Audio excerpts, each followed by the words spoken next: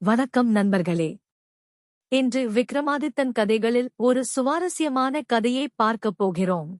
விக்ரமாதித்தன் கதைகள் அத்தியாயம் 26 பவளக்கொடியாள் கதை. விக்ரமாதித்தன் தன் மந்திரி பட்டியுடனும் வேதாளத்துடனும் தேச சஞ்சாரம் செய்து வந்தான். அவர்கள் துங்கபத்திரை நதிக்கரையில் இருந்த அம்பார்குரி என்ற பட்டணத்தை அடைந்தனர்.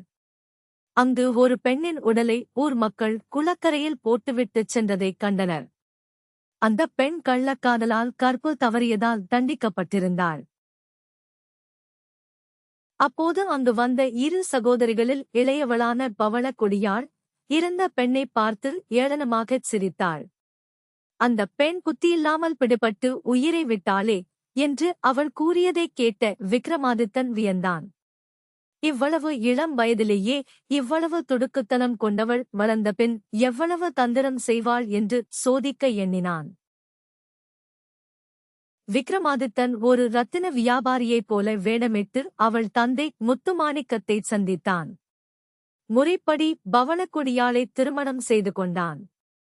பிறகு அவளை அழைத்துக் கொண்டு காலகண்டபுரம் என்ற பாழடைந்த கோட்டைக்குச் சென்றான். அந்தக் கோட்டை விக்ரமாதித்தன் தவிர வேறு யாராலும் திறக்க முடியாத மந்திரப் பூட்டைக் கொண்டது. விக்ரமாதித்தனும் பட்டியும் பகலில் அவளை கோட்டைக்குள் பூட்டிவிட்டு வேட்டைக்குச் செல்வார்கள். இரவில் அவளுக்கு இருபுறமும் காவலாகத் தூங்குவார்கள். பவளக்கொடியாள் எப்படித் தந்திரம் செய்கிறாள் என்று பார்க்க அவர்கள் அவளைத் தீண்டாமல் இருந்தனர். அப்போது அங்கு துணி துவைக்கும் கிழவியின் மகன் பவளக்கொடியாள் உடுத்திய புடவையின் நறுமணத்தில் மயங்கி அவளைச் சந்திக்கத் துடித்தான்.